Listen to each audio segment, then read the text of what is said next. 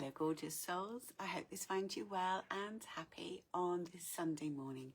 I hope you're having a wonderful weekend and you're doing lots of lovely things that you enjoy, but I hope you're taking time out for you too. Thank you so much for joining me on this Sunday morning. And of course, being a Sunday, it's normally a message from an Archangel, but the Archangels wanted to bring forward an Ascended Master this week, and I think you'll find he's really relevant to the feeling of what's going on at the moment. And you may well be familiar with this beautiful Ascended Master. This is Ganesh. You may even have a little statue like I do. I wouldn't be at all surprised if you are drawn towards Lord Ganesh, because his energy is so beautiful. One of the things that Lord Ganesh does is help us to overcome obstacles.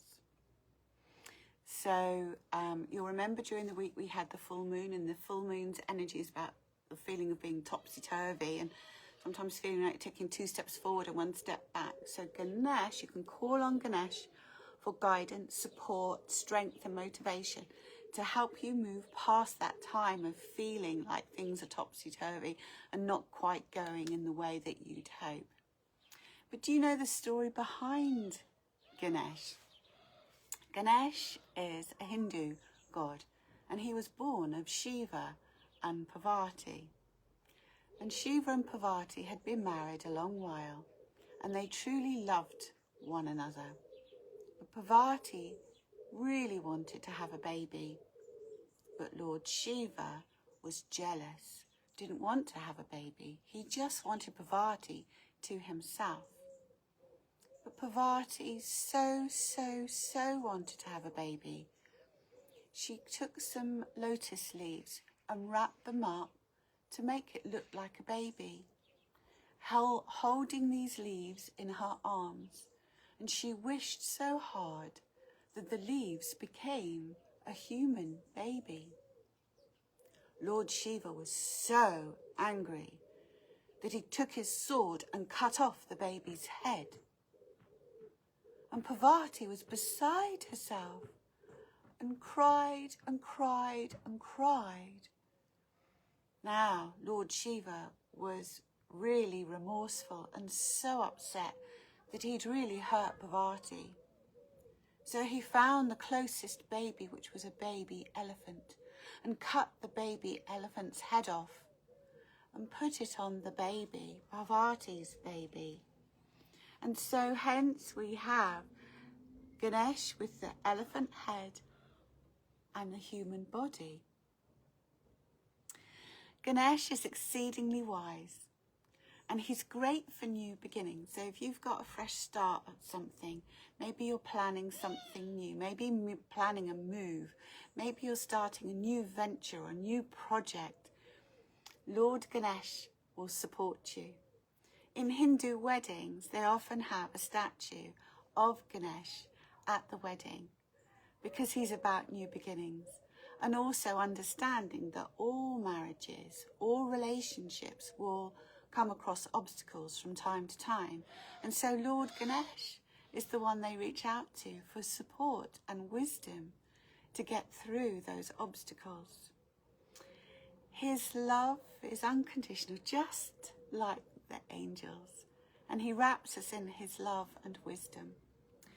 The other thing is, on my little statue, you may see there's a little tiny mouse. If you look at any images, pictures of Lord Ganesh, he's often riding on a mouse, which goes to prove that nothing is impossible.